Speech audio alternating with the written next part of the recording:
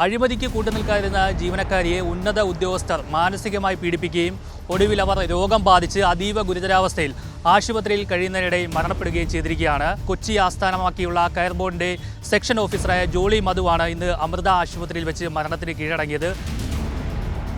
ചെയർമാൻ്റെ മുന്നിൽ ചെന്ന് ക്ഷമ പറയാമെങ്കിൽ ഇതെല്ലാം ഒത്തീർപ്പാക്കാമെന്ന് പറഞ്ഞു. അവൾ പറഞ്ഞു ഞാൻ തെറ്റ് ചെയ്യാത്തതുകൊണ്ട് ക്ഷമ പറയേണ്ട കാര്യമില്ല എന്ന് പറഞ്ഞു.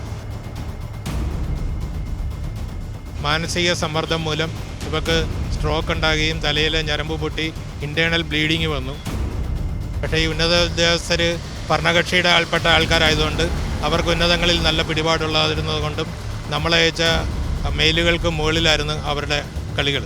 പിന്നെ ജോളി മാത്രമല്ല, അവിടെ ഓഫീസിൽ പ്രവർത്തിക്കുന്ന വേറെ ഒരുപാട് ഉദ്യോഗസ്ഥന്മാർക്ക് ഇതുപോലെ പീഡനങ്ങൾ ഏറ്റിട്ടുണ്ട്. ഒരു 10-12 പേര് VRS എടുത്ത് അവിടുന്ന് പിരിഞ്ഞു പോയിട്ടുണ്ട്. നമസ്കാരം. അഴിമതിക്ക് കൂട്ടുനിൽക്കാതിരുന്ന ജീവനക്കാരിയെ ഉന്നത ഉദ്യോഗസ്ഥർ മാനസികമായി പീഡിപ്പിക്കുകയും ഒടുവിൽ അവർ രോഗം ബാധിച്ച് അതീവ ഗുരുതരാവസ്ഥയിൽ ആശുപത്രിയിൽ കഴിയുന്നതിനിടെ മരണപ്പെടുകയും ചെയ്തിരിക്കുകയാണ്.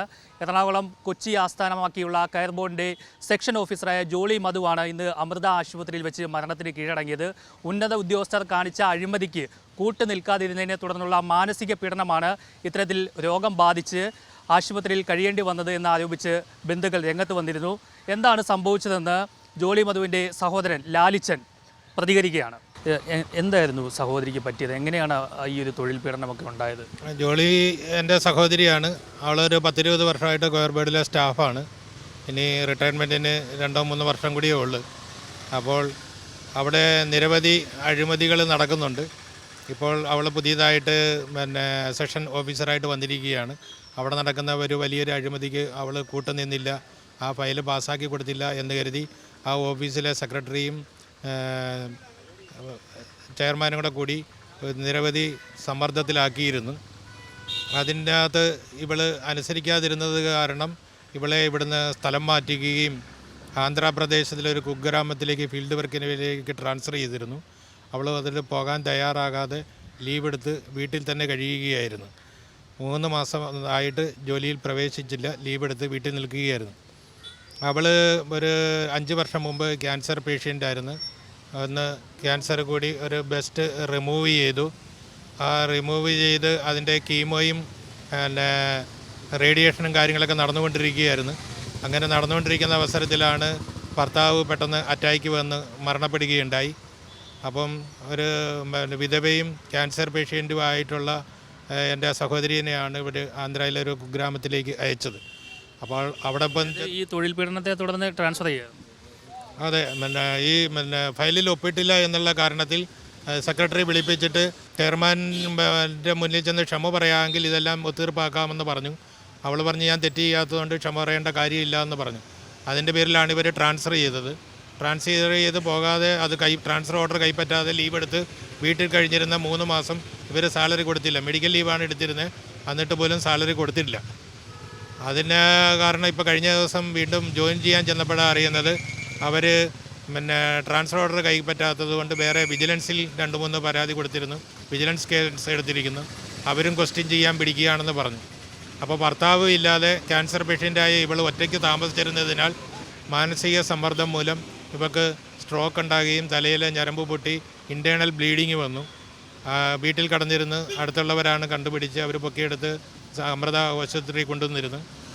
അന്നേരം ഇൻറ്റേർണൽ ബ്ലീഡിങ് ആയി, സംഗതി സീരിയസ് ആണ്, അവർക്കൊന്നും ചെയ്യാനില്ല എന്ന് ഡോക്ടർ പറഞ്ഞിരുന്നു. എങ്കിലും സർജറി ചെയ്ത് നോക്കാമെന്ന് പറഞ്ഞ് സർജറി ചെയ്തു. സർജറി ചെയ്തെങ്കിലും നമുക്ക് റിക്കവറി ആയില്ല. കഴിഞ്ഞ 4 ദിവസമായിട്ട് വെന്റിലേറ്ററിൻ്റെ സഹായത്തോടെയായിരുന്നു ജീവിച്ചിരുന്നത്. ഇപ്പോൾ കാർഡിയാക്ക് മൂലം ആൾ മരണപ്പെടുകയാണ് ഉണ്ടായത്. എപ്പോഴാണ് മരണപ്പെട്ടത്? ഇന്ന് രാവിലെ 11 മണിക്ക് ആൾ മരണപ്പെട്ടെന്നാണ് ഡോക്ടർ പറഞ്ഞത്. ഉന്നത ഉദ്യോഗസ്ഥർക്ക് പരാതി കൊടുത്തിട്ട് അവിടെ നിന്ന് എന്തെങ്കിലും മറുപടി കിട്ടിയിരുന്നു? ഈ ലീവ് എടുത്ത് നിന്നിരുന്ന 3 മാസവും നിരവധി മെയിലുകൾ ജോളി മന്ത്രി, പ്രധാനമന്ത്രി, രാഷ്ട്രപതി, മനുഷ്യാവകാശ കമ്മീഷൻ എല്ലാവർക്കും അയച്ചിരുന്നു. പക്ഷേ ഈ ഉന്നത ഉദ്യോഗസ്ഥർ ഭരണകക്ഷിയുടെ ആൾപ്പെട്ട ആൾക്കാരായതുകൊണ്ട് അവർക്ക് ഉന്നതങ്ങളിൽ നല്ല പിടിപാടുള്ളതിരുന്നത് കൊണ്ടും നമ്മളയച്ച മെയിലുകൾക്ക് മുകളിലായിരുന്നു അവരുടെ കളികൾ. ഇവിടുത്തെ തൊഴിൽ പീഡനം കാണിച്ചതുകൊണ്ടും ജോളിമയുടെ അനുഭവങ്ങളൊക്കെ കാണിച്ചുകൊണ്ട് നമ്മൾ ഹൈക്കോടതിയിൽ ഈ ഉയർന്ന ഉദ്യോഗസ്ഥർക്കെതിരായിട്ട് കേസ് മൂവ് ചെയ്യുന്നുണ്ട്. അതിന് നമ്മൾ വക്കീലിനെ കണ്ട് സംസാരിച്ചിട്ടുണ്ട്. പിന്നെ ജോളി മാത്രമല്ല, അവിടെ ഓഫീസിൽ പ്രവർത്തിക്കുന്ന വേറെ ഒരുപാട് ഉദ്യോഗസ്ഥന്മാർക്ക് ഇതുപോലെ പീഡനങ്ങൾ ഏറ്റിട്ടുണ്ട്. ഒരു 10-12 പേര് VRS എടുത്ത് അവിടുന്ന് പിരിഞ്ഞു പോയിട്ടുണ്ട്. ഒരു 4-5 പേര് ട്രാൻസ്ഫർ വാങ്ങിച്ച് മറ്റു സ്ഥലങ്ങളിലേക്ക് മാറിപ്പോയിട്ടുണ്ട്. അവരെല്ലാവരും നമ്മളെ മാക്സിമം സഹായിക്കാമെന്ന് പറഞ്ഞിട്ടുണ്ട്. അവരുടെ അനുഭവങ്ങളും കോടതിയിൽ വന്ന് വേണേൽ പറയാമെന്ന് പറഞ്ഞിട്ടുണ്ട്. ഹൈക്കോടതിയിൽ നമ്മൾ ഇവർക്കെതിരായിട്ട് കൊലക്കുറ്റത്തിന് തന്നെ കേസ് ഫയൽ ചെയ്ത് മുന്നോട്ട് നീങ്ങാനാണ് കാര്യം. ഈ ജോലി സ്ഥലത്തെ ഈ അഴിമതിക്ക് കൂട്ട് നിൽക്കാതിരുന്നതാണ് ജോളി മധു ഇത്തരത്തിൽ വളരെ വേഗം തന്നെ ഈ മരണത്തിന് കീഴടങ്ങാൻ കാരണം. അത്രയ്ക്ക് ജോലി സമ്മർദ്ദം അവിടെ ഉണ്ടായിരുന്നു, മാനസിക പീഡനവും ഉണ്ടായിരുന്നു എന്നാണ് ലാലിച്ചൻ മറുനാടിനോട് പ്രതികരിച്ചിരിക്കുന്നത്. എത്രയും വേഗം തന്നെ ഈ കയർ ബോർഡിൻ്റെ ആസ്ഥാനത്തുള്ള ഉദ്യോഗസ്ഥർക്കെതിരെ സർക്കാർ കർശന നിയമ നടപടികൾ സ്വീകരിക്കണം, എത്രയും വേഗം ഇതിനൊരു അന്വേഷണവും നടത്തണമെന്നാണ് ഈ ഘട്ടത്തിൽ ലാലിച്ചൻ പ്രതികരിച്ചിരിക്കുന്നത്. എന്തായാലും ഒരു ജീവൻ പൊലിഞ്ഞിരിക്കുകയാണ്. ഇത്തരം അഴിമതിക്കാരായുള്ള ആളുകളെ ഇനി ഈ സ്ഥാനത്ത് വെച്ചുകൊണ്ടിരിക്കാൻ പാടില്ല. കൊച്ചിയിൽ നിന്നും മുഹമ്മദ് അബ്ദുള്ളയ്ക്കൊപ്പം R. പിയൂഷ്, മറുനാട് TV.